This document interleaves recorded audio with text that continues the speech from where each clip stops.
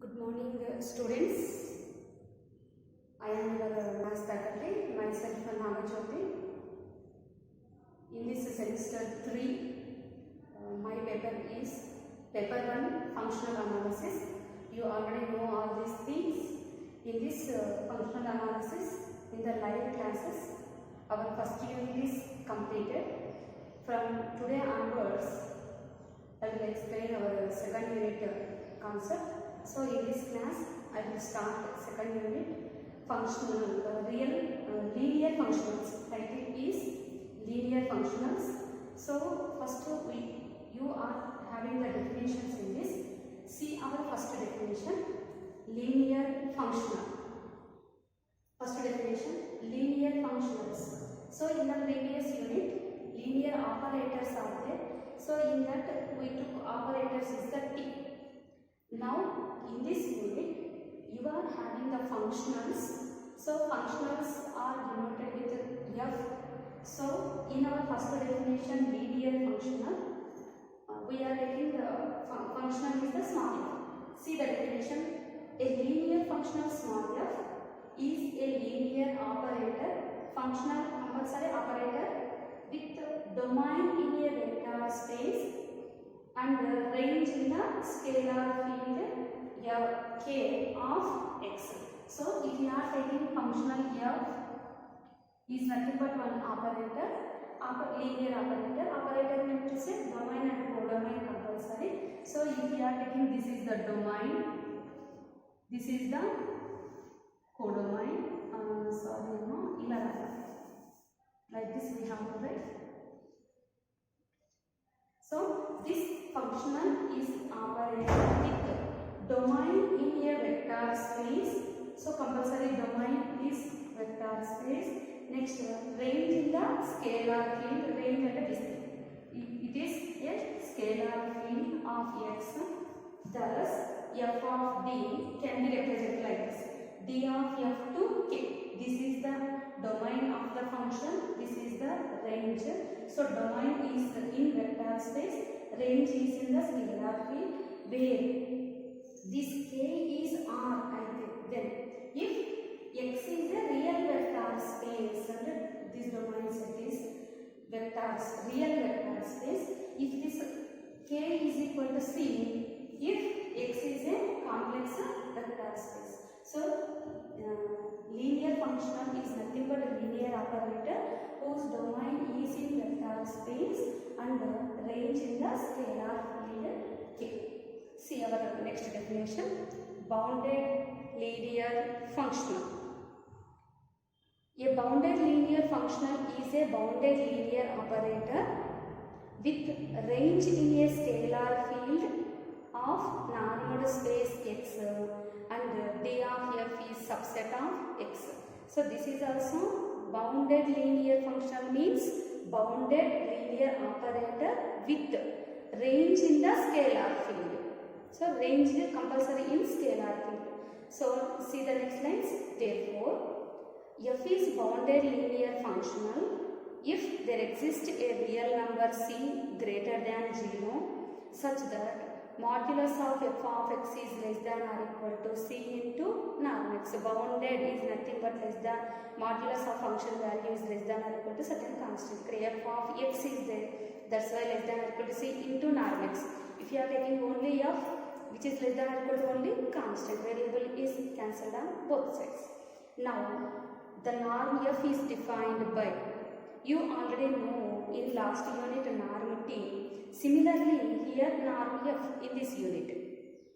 So norm f is equal to supremum of modulus of f of x by norm x, where x belongs to domain of f and x non-zero, or otherwise another formula of norm f, that is norm f is equal to supremum of modulus of f of x, where x belongs to d of f, norm x is equal to 1. So here by taking c is equal to norm f in equation 1, what we get, modulus of f of x is less than or equal to norm f into norm x. See in this formula, if you are writing in the denominator norm x, at the time compulsory specify x non-zero. If you are not writing in the denominator, use this formula, then we can easily understand the denominator norm's value goes to 1. Okay, so based on these definitions, next I will explain our first theorem in this concept, that is continuity and boundedness. Here the theorem statement is a linear functional f with domain d of f in a normal space x is continuous if and only if f is bounded. So here linear functional f with domain d of f in a normal space, that are the given conditions, then that functional is continuous if and only if function is bounded. Clear? So I will explain now the first theorem.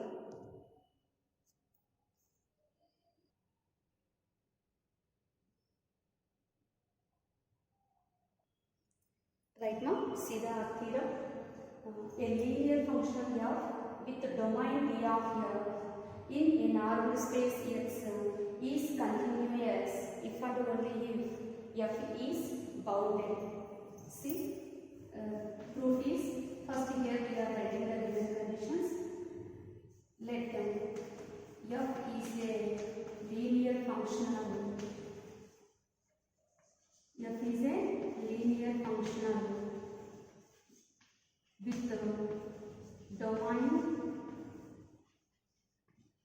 d of f in which is a subset of normal space x. So here we are writing where x is a normal space.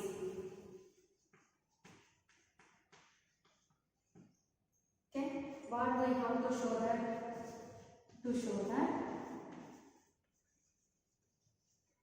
f is continuous, this linear function is continuous if and only if f is bounded. Okay, first we will show the converse pattern. So conversely, suppose that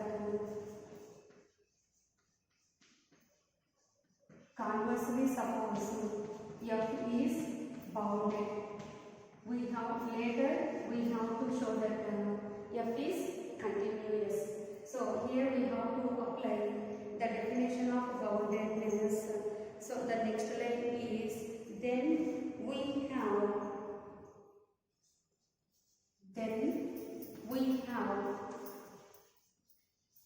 what is the boundedness definition? Modulus of f of x is less than or equal to norm f into norm x for all x belongs to d of f domain of f. So first supposition afterwards directly we have to apply the definition of boundedness. Later, for showing the continuous property, here we are taking one element. We are always saying the continuous at a particular point, so that we are taking one arbitrary point x naught. So our next line is, let x naught belongs to d of f be an arbitrary point and epsilon greater than 0 be given. So let x naught belongs to d of f is an arbitrary point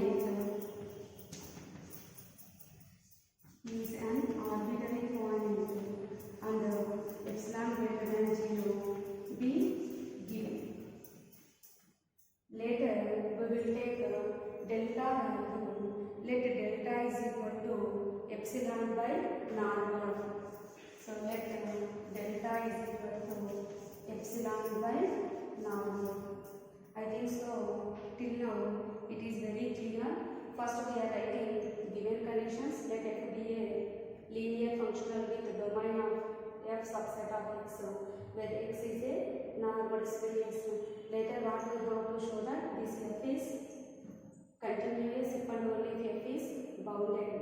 We are showing first converse part. So conversely, suppose f is bounded, immediately we have to apply the boundedness definition. Then we have modulus of f of x is less than or equal for all x belongs to D of f. Later, to show the continuous condition, for this we want one element. So let x naught belongs to D of f is an arbitrary point and epsilon greater than 0 be given. Next we want delta also, that's why delta is equal to epsilon by norm f. So for continuous condition, the definition is modulus of x minus x naught is less than delta implies modulus of f of x minus f of x naught is less than epsilon.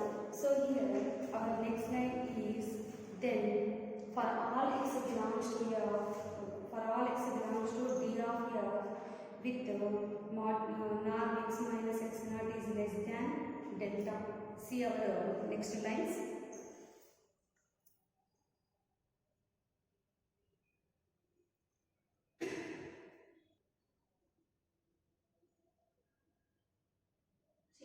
See our next line. Then for all x belongs to D of f with the condition is norm x minus x naught is less than delta.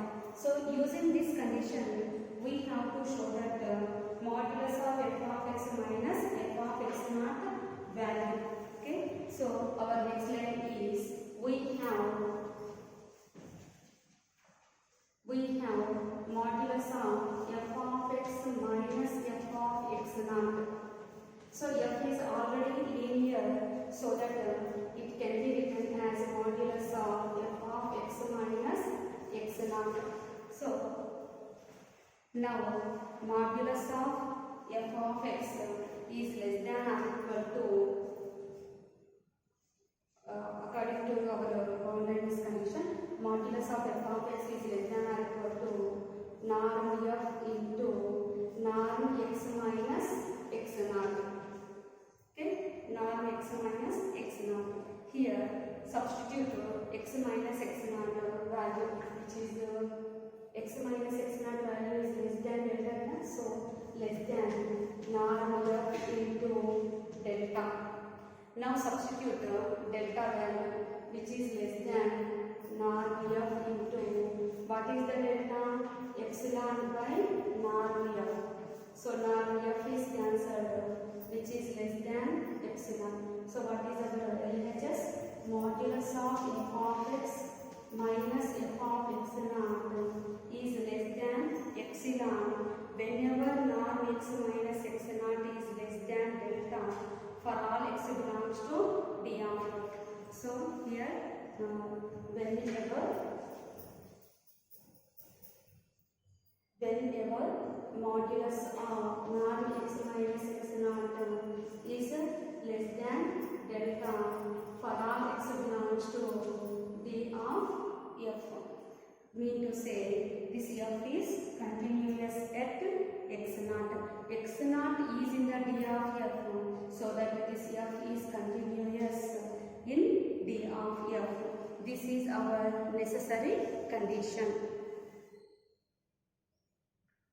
See, this is our necessary sufficient condition. Next, I will explain our necessary condition. What is the necessary condition?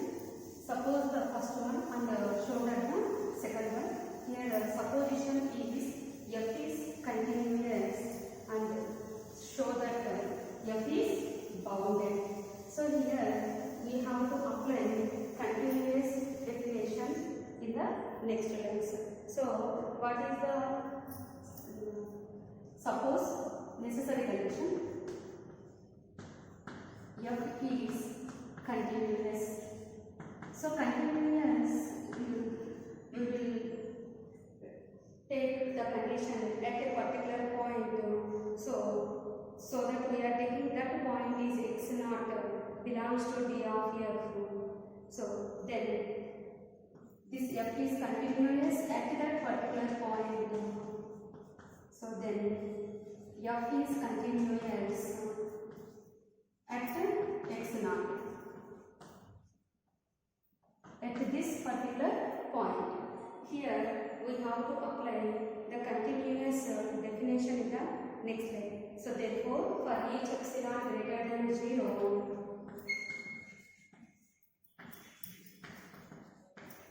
there exists a delta greater than 0 such that modulus of f of x minus f of x naught is less than epsilon whenever naught x minus x naught is less than delta. This is the continuous definition for all x belongs to D of f.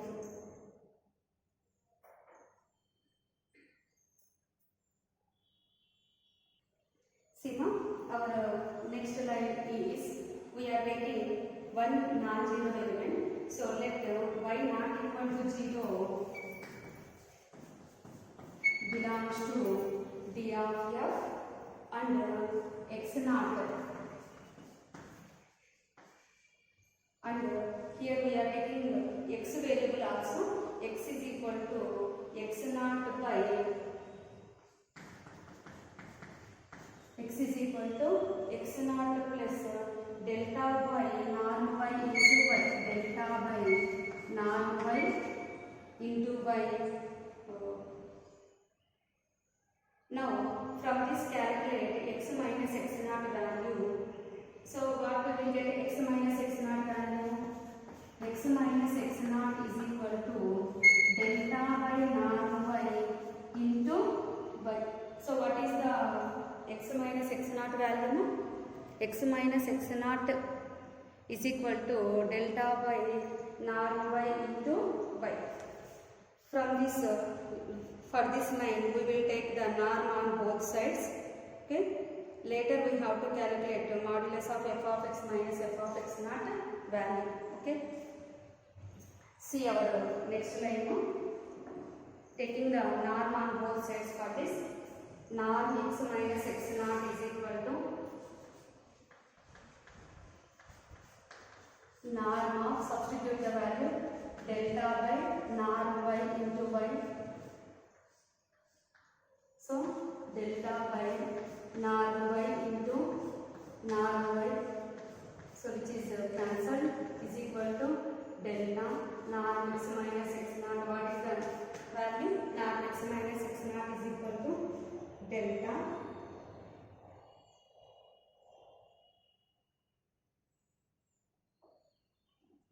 now we have to calculate the modulus of f of x minus f of x naught value.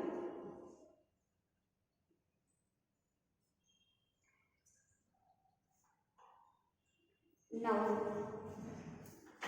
modulus of f of x minus f of x naught, it can be written as modulus of f of x minus x naught.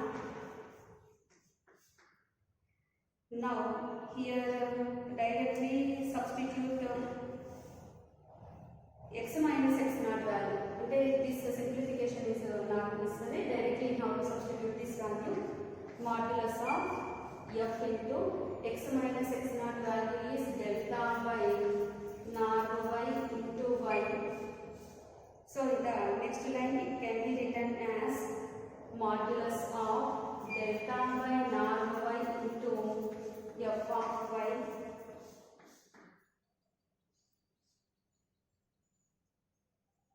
So now we have to apply this modulus for y.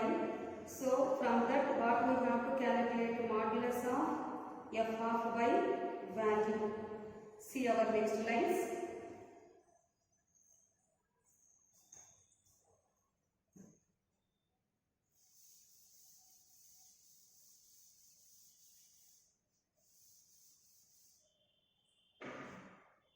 So what is the last line? Modulus of f of x minus f of x naught is equal to delta by norm y. We have to apply the modulus for the second term, that is modulus of f of y. From the above lines, f of x minus f of x naught value we already know, which is less than epsilon. So which is equal to this value is automatically less than the epsilon. From this, we have to calculate modulus of f of y value. Okay. So modulus of f of y, how to get it? From here, modulus of f of y, sending this delta by norm by to RHS, then epsilon by delta into norm y. Now we have to take epsilon by delta is equal to c. Then so let c is equal to epsilon by delta. Then substitute this value in the above line. Modulus of f of y is less than c into norm y. So modulus of the function is less than or equal to c into constant, where c is greater than 0. Because epsilon and delta both are greater than 0, so where c is greater than 0. If y is equal to 0, both sides 0 is equal to 0. So for y is equal to 0, the result holds good. So when y non-zero, this entire proof. When y is equal to c, the result hold good. See our explain. For y is equal to 0, the result holds good.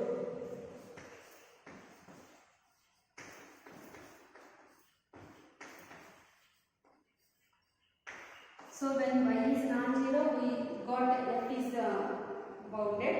When y is equal to 0, the result holds good. So what is the next line is, thus modulus of f of y is less than c into norm y for all y belongs to d of f. This gives f is bounded. So therefore f is bounded. So now in this case our supposition is f is bounded. F is continuous. Our aim is f is bounded. We got the same thing. Hence proof. So from the videos only you can write the notes. Okay, Rama? Later I will explain our next theorem. See, now the example of functions. Okay.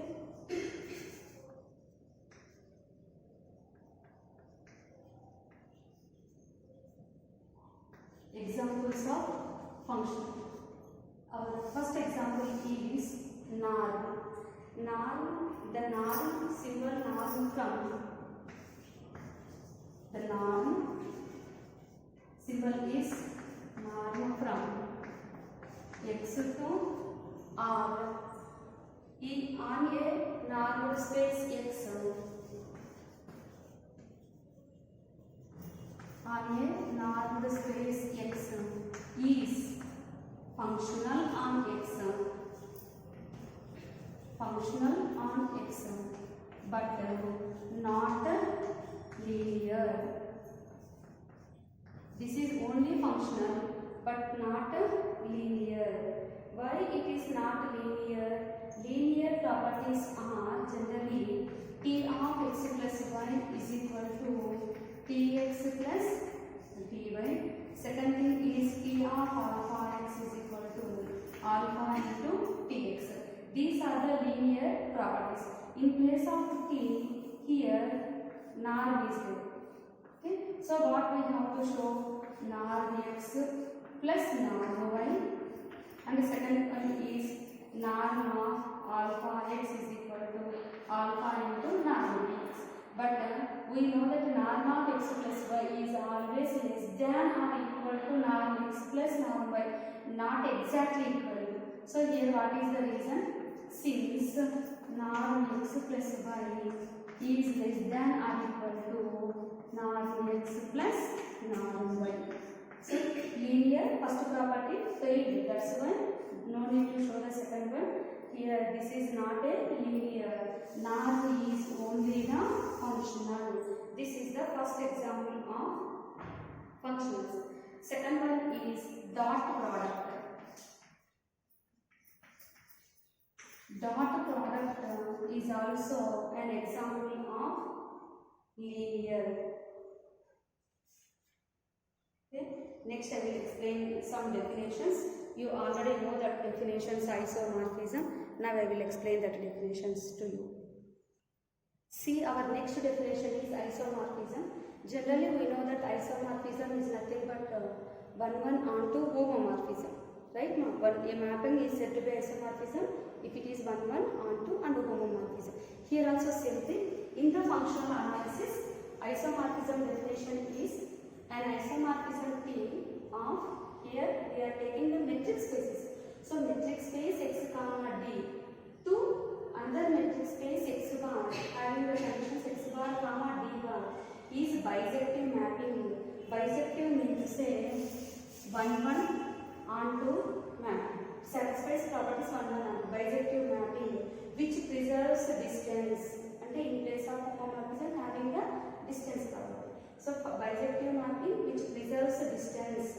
These three properties satisfies, then T is called isomorphism from x to x bar. So that is T from x to x bar is 1 onto and distance condition d bar of tx plus ty is equal to d of x comma y. Then this x bar is said to be isomorphic to x. This is the 1 onto and which preserves the distance. Then that mapping is called isomorphism. See our next definition. An isomorphism T of a vector space x to a vector space x bar over the same field is a bisective mapping which preserves the two algebraic operations of a vector space.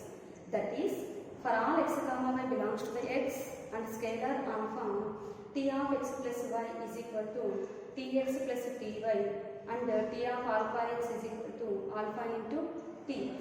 If x is isomorphic to a subspace of a vector space y, then we say that this x is embeddable in y. See ma, here isomorphism. So what is the definition here? This T from a vector space x to a vector space x bar over the field, same field is bisective. Means to say this T is satisfies 1 onto properties, bisective mapping plus which preserves, means to say which is having the two algebraic operations. What are that? T of x plus y is equal to tx plus ty. Second thing is the T of alpha x is equal to alpha into tx. See, these are not suffixes. Just instead of the beside, they are writing below, but not suffixes. Once T is bisective and these two are called linear properties, bisective, linear, then this x is isomorphic to a subspace of a vector space y. Y is subspace of another vector space W. This W is vector space. Once this x is isomorphic to this subspace, then we call it as x is embeddable in y. Nothing but embeddable definition. T is already isomorphism, satisfies isomorphism condition. Then under this T is bisective and linear from x to y. Then finally this x is embeddable in y.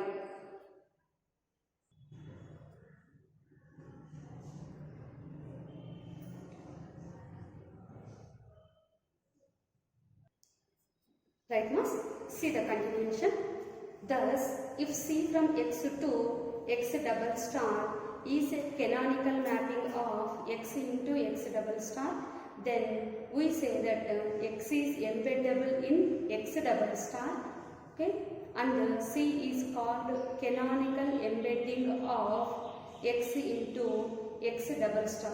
So this is the embedding, mean to say compulsory that operator is bisective and satisfies isomorphism conditions, nothing but bisective, and it is preserves the operation linear properties, that is c of x plus y is equal to cx plus cy and c of alpha x is equal to alpha into cx. So our next line is, if c is bisective, then the range of c is r of c, denoted with r of c, that is equal to x double star, then x is called algebraically reflexive. Mean to say now here, c bisective and its range is equal to x double star. Two properties are satisfied, then domain x is called algebraically reflexive. So clear? From this theory, copy the notes also. Okay now? So in this first topic, we discussed from starting onwards. First definition is linear functional, second one is bounded linear functional. Based on that two definitions, first theorem is continuity and boundedness. If you know the continuous and bounded definitions, you can easily learn this theorem, continuity and boundedness. After that, examples of functional. In these examples, norm is clearly an example of functional, but which is not linear because it fails the condition. Second one is dot product. Dot product is clearly example of functional which satisfies linear boundedness also. Next definition is isomorphism and embedding and canonical mapping, and the last one is algebraically reflexive. So from this video is very clear, so you will copy the notes. So this is the first class of second unit. Okay na?